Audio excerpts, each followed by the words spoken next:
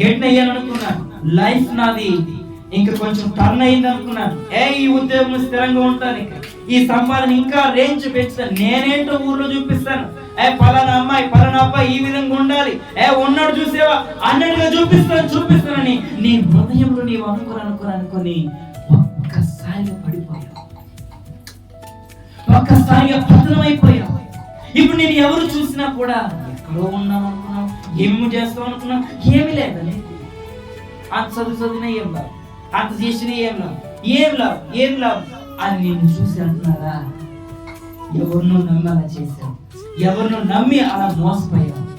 ఒక్కసారి అందరికి అవకాశం ఇచ్చిన నీవు యేసు ప్రభువుకి ఇచ్చి చూడ అవకాశం.